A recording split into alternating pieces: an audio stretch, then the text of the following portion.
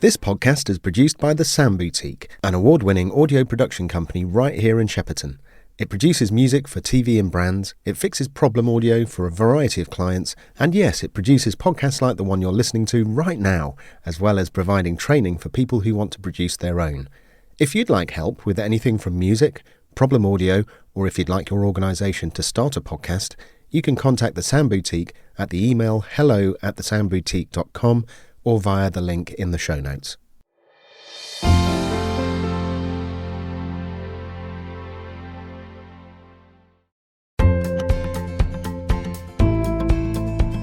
Hello there, and welcome to another episode of the Sheppertonian. This one's a little different. We've been running the show for almost a year now, and I thought it would be the perfect time to look back at the voices and stories that have shaped the show.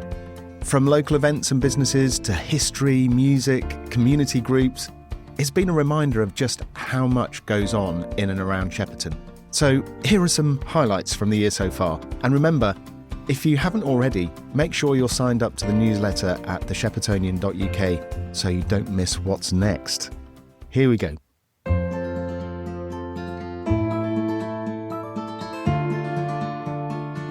Back in December 2024, we started with one of Shepperton's best-loved traditions, Big Tree Night. I spoke with Chantal, part of the organising committee, about how the event has grown from simple carols under the tree into the Christmas market we know today. It has been going a long time. When I was a small child, it used to be carols under the big tree. And then about 13 years ago, the Shepperton district business community, the local traders, decided to make it a slightly different event and put it on as more of a Christmas market. And since then, it's grown and grown, and obviously it's got bigger and bigger, and now it's a huge Christmas market. In that opening episode, we also heard from Aidan Hope, who transformed the Ferry coffee shop into a bustling community cafe.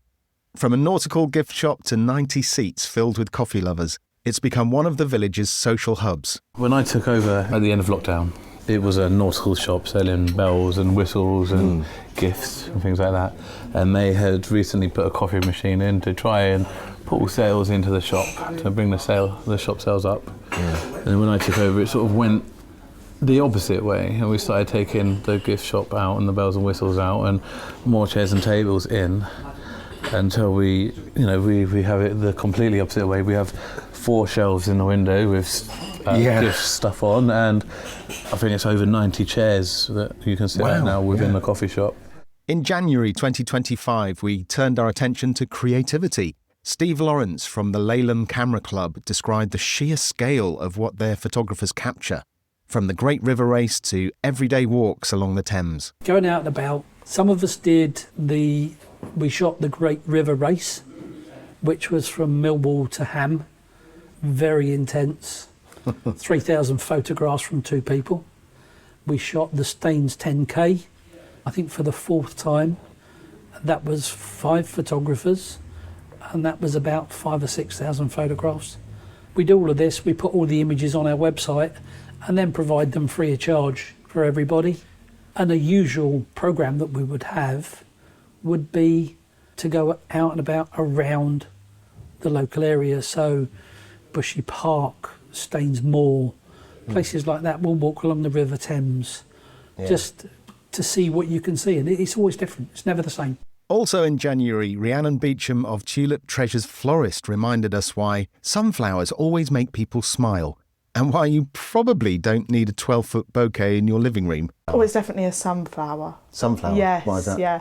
I just think at any point of the season, they're colourful, because the yellow is quite a lovely colour. They're cheerful, they always cheer people up, and they're quite big as well.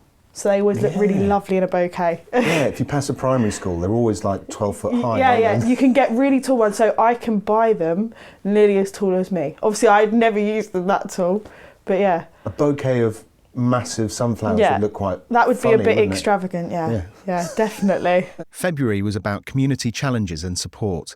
Michelle Eden talked about the hopes and hurdles of the Leyland Park Hub, which sadly had to close its doors earlier this year. I suppose that the biggest challenge we've come across is the fact that we're in a real chicken and egg situation. Okay. You know, we don't have any facilities here. We've got no history or credibility as a charity.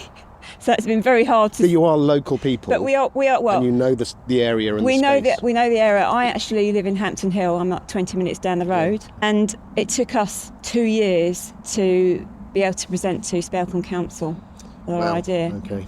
And the way that we did that is we basically engaged with the park out there, you know, speaking to people, giving out leaflets, engaged with the local councillors and the Spelthorne Business Forum as well.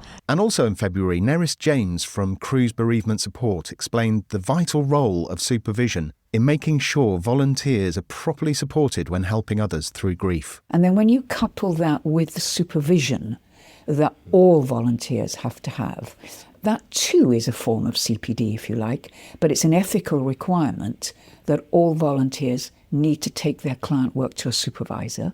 And if there are issues they need to look at, they've got that support through their supervisor.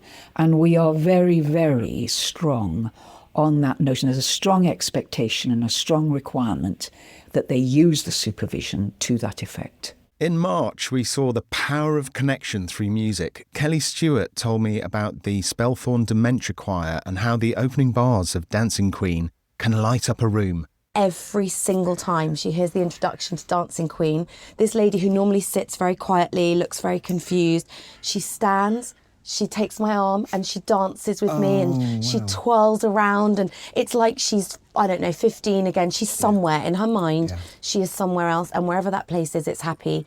And Mary Sohn from Bumps and Babes described how new parents often find lifelong friends through the group.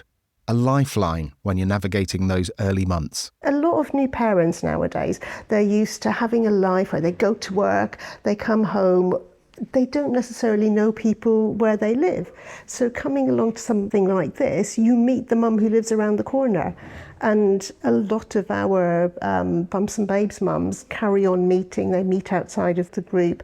They carry on their friendships after they've left the group. April's guests brought performance centre stage. David Bruce from Spelthorne Orchestra reminded us that learning music is like fireworks going off in your brain. Playing an instrument is the best thing that you could do for your brain. There's nothing like it. When I was teaching before my retirement, I used to say this to the children. I said, which of your subjects exercises your brain the most? English, maths? It's music, because you're coordinating everything. First of all, you're hearing the music, you're reading the music, you're working both hands to play your instrument. And all of those things, it's like fireworks going off inside your head, and your brain gets an absolute maximum workout. And there's nothing else that compares to playing an instrument.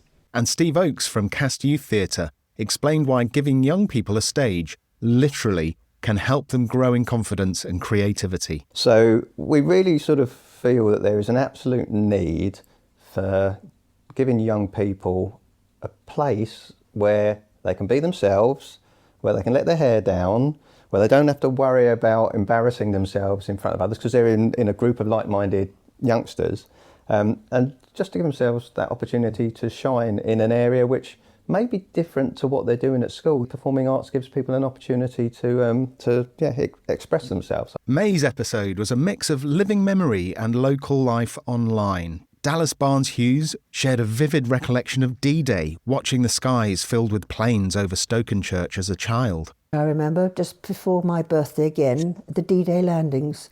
The whole of the Cotswolds and the Children's were covered with airfields. And we were walking over the village green at Stokenchurch, which is now covered by the M40. And the whole sky was like a load of mosquitoes. There was hardly any sky at all. It was these gliders and aeroplanes going over. And it was a fantastic picture. I can't tell you how wonderful it was. I'd won a rabbit that day too, I remember that. And what was the sound like? It was a purring sound. I didn't really notice it because I suppose aeroplanes had been going over the whole time, and like listening to the weir here and there, you don't hear them after a certain time. Yeah. But Mother said, look, Del, that's history being made. So she knew then that was D-Day a year previously was really the beginning of the end. And Tony, who runs the Shepperton Now Facebook group, reminded us why pubs remain the places where communities gather, debate and sort things out over a pint. If it was a spot, well, I think we're sat in it, aren't we? I mean, you like the red line? Yeah, that's a very nice thought. A big red line? A big red line. Yeah. I think probably more things get sorted out in here probably than anywhere else, to be honest. Well, you know, pubs are like that, aren't they? Yeah. That's where community problems are aired and dealt with. Absolutely. Going to get the community together. Yeah. Look after your local pubs. And that's not just the red line. That's, you know, we have others in the village, as you're all aware. And not all have been successful because we lost what's the one down in the square? We've lost a few down in Shepperton Square. Yeah. So places like that, you know, if they open again, they need your support. Yeah. But for Shepperton now, cool. Can you imagine a venue with 25,000 people in there, all arguing over traffic lights and cones? It'd be horrendous. Life is full of moments worth celebrating. The yes to the proposal on holiday, the wedding of your dreams, the joy of welcoming a new baby, or the love that's grown stronger over the years. Celebrant Danielle Davis creates ceremonies that capture your story, unique, joyful and unforgettable. Whether it's a wedding, a vow renewal, naming or milestone celebration, Danielle will make it truly yours. Visit danielledavis.uk to start creating ceremonies for every chapter of your life.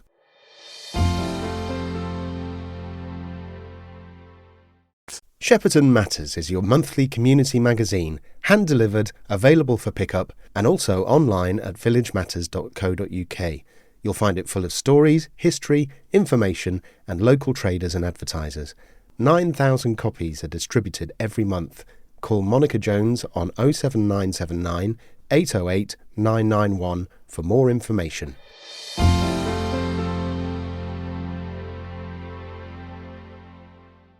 In June, Dick Gregory, chair of the Shepperton Village Fair Committee, traced the history of the fair right back to a football match in 1972. Well, there's a story. The fair really started back as an idea between a football match, back in 1972. 28th of May 1972, football match between the Entertainers 11 and the Shepperton Chamber of Commerce. And Entertainers? The Entertainers 11. I guess it was TV personalities and so forth. Was that connected with the studio or something? Just local personalities, I think. And it started there as an idea. The next year, 1 year later, 28th of May 1973, was a spring bank holiday. And that was the very first instance of the fair, organised by the Chamber of Commerce at Manor Park. And it's been appearing at Manor Park every year since then. This is the 51st year, which is 51st actual instance of the fair. We missed 2 years because of COVID, but or it would have been 53. July gave us two very different stories. Denise Johnson introduced the Sheppertonesses, our women's walking football club, and proudly claimed the responsibility for that long name on the back of the shirts. The England women's team was formed back in, 1971, 72? So basically as old as me. It's, I shouldn't say that. It's come on leaps and bounds with the first game dating back to 1881 to where the Lionesses were, and me being there and watching it in 2022 when they won the Euros. And unfortunately, me also being there for the 2023 World Cup final defeat. But what they've done for the children, the next generation, for women's football, I can't even put it to words, really. Oh, and I couldn't agree more. The Sheppertonesses, by the way, was that your fault? That's on you. Yes, that's all on me. Obviously, a little nod to the Lionesses, and you have to put Shepperton in. So yes, it might be a very long word on the back of a shirt, but it has to be done. And Andy Hill shared the unlikely tale of how he and his wife came to buy and restore D'Oyly Carte Island, once home to the impresario behind Gilbert and Sullivan. We were kayaking. I was doing a charity kayak for the British Heart Foundation. And that was to kayak the whole length of the Thames over 5 days. I'd never kayaked before, so my wife said, you need to get some practice. So she cunningly persuaded me to get a double kayak so that she could sightsee from the back and I could get double the exercise. And it was really going past the island. And I have to say, it's credit to my wife as opposed to me, who's much more the creative person. Royal College of Art, she's much more creative and she can see through, the boarded up windows and the terrible state of the house.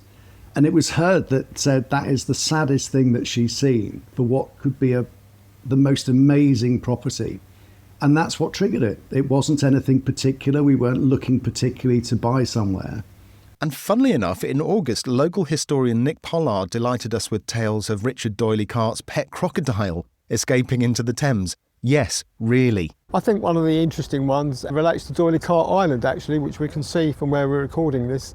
And that's Richard D'Oyley Cart's crocodile, which he kept in a pool on the island. It wasn't a very big crocodile, I should hasten to add, but it did inevitably escape at one point. It got loose in the river, and it was out there for a couple of weeks, until Richard D'Oyley Cart put up a £20 reward, which was quite a substantial sum of money in the late 19th century, and a group of local fishermen got together and managed to recapture it.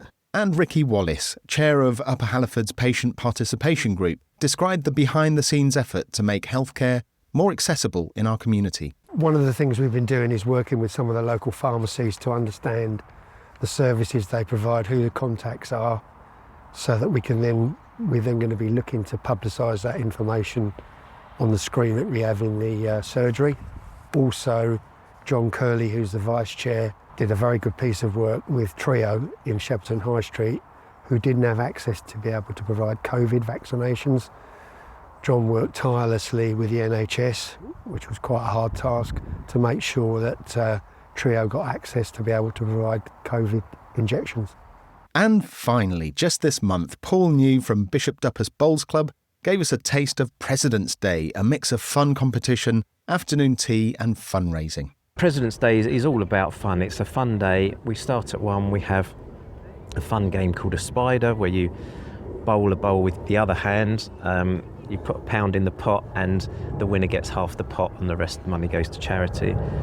Then we have afternoon tea. We have a bit of fun bowling, split into 2 groups, fun bowling either side of afternoon tea. And then about 5:30 to 6, the president puts on a buffet display, which most of his family and members contribute to, with homemade produce and stuff like that, yeah. It's been quite a journey already, hasn't it? Thank you to every guest who shared their story, and to you for listening, subscribing and supporting the Sheppertonian. Remember, the best way to keep up with local events and podcast extras is the free newsletter at thesheppertonian.uk. And if you know someone who deserves to be featured in a future episode, a community group or a local voice, do let me know. Until next time, I'm Gareth and this is the Sheppertonian. See you around.